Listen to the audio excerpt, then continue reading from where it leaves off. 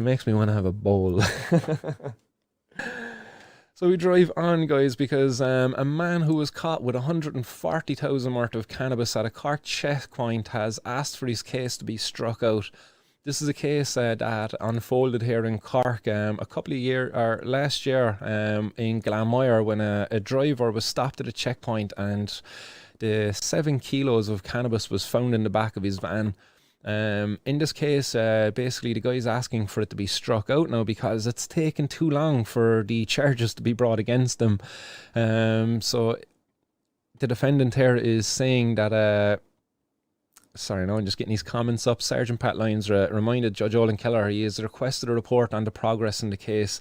Sergeant Lyons said that there was progress, and he said a certificate of analysis of the drugs had been sent from the Gardaí forensics to the investigating officers, and the file would be completed by the end of the week and sent to the DPP for directions. This guy is in custody since March, so he was arrested in March. We're now in the middle of July, and the guy still hasn't been brought to trial. That's a shambles, really. But when you look at some of the headlines that I covered over the recent months, you might understand why. The Forensic Science Ireland are up to their eyes in drugs. They've probably got more drugs up there and on their desk than some of the bloody drug gangs out there, in fairness. They're under tremendous pressure by the Director for Public Prosecution to get drugs tested. Everybody who gets caught for drugs, all of your stuff has to be sent for analysis, sent for a forensic sample testing. And in this case, it's holding to show up. So the man asked for his case to be struck out. You know, wishful thinking, in fairness, by him. But again, it's just highlighting, you know, the failure of prohibition in our society, where these Forensic Science Ireland, these guys who probably handle rape cases as well, you know. So if you're a person, if you're a victim of rape out there, and if you've had to had, like, I don't know, do they do those rape kits where they test the victims for different samples and stuff? Not wanting to get too graphic there, but I don't know, do Forensic Science Ireland test those as well? Do they test other things to do with maybe murders and stuff like that as well? So we've got drugs up there competing on for the time of the guys who are doing these other cases as well. It need not be the case again. You know, this guy got caught with a bit of cannabis, in fairness. Was there anybody going to get hurt by this? No.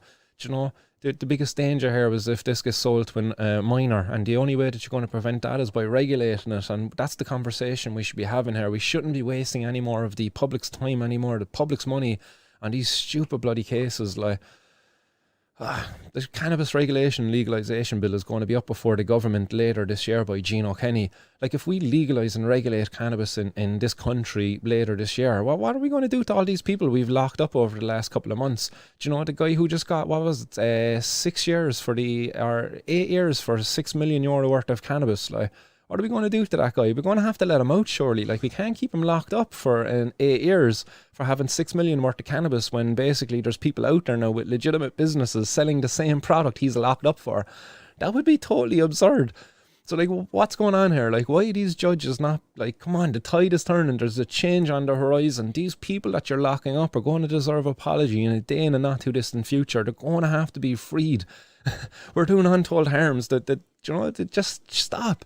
Just stop, like, seriously, don't double down on this shit any further. Like, just U-turn, let's go back. We've made a mistake, let's put our hands up and admit it. The prohibition of drugs, it's a massive failure. We need to protect the youth out there, like the young people. We need to have these drugs controlled and sold by reputable retailers, where they're not going to be sold on our street corners by fucking vicious thugs who have knives and guns as tools of their trades, but instead by reputable retailers who have accountants and who follow the bloody the rules and regulations, you know, as a means to upholding their trade. Because, you know, if you're given a license and there's rules and regulations to be followed, and if you don't follow them, you lose your license, then look, you're going to fucking follow them, aren't you? The guys out there selling alcohol do, the guys selling tobacco do, so why wouldn't they do it for cannabis? So again, the day is coming, like, when we're going to have to be letting all these people out of jails.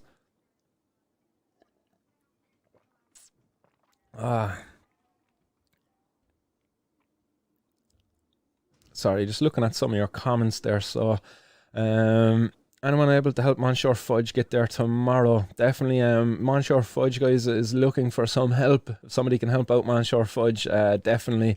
If I could help you out myself, Monsieur, get in touch. We'll see what we can do.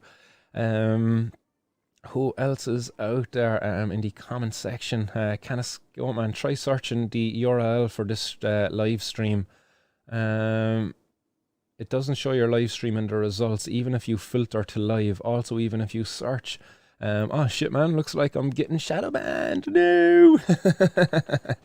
Well, you know what to do, guys. You just, if anybody's watching right now, copy that URL and share it far and wide. Let's overcome this shadow ban and let's get the viewership of this show today up to over 100 before the end of the stream. Let's show them that they can't keep. They won't be able to extinguish the flames of this activist anyway. I'll fucking outburn any of their shadow bans. It makes me want to have a bowl.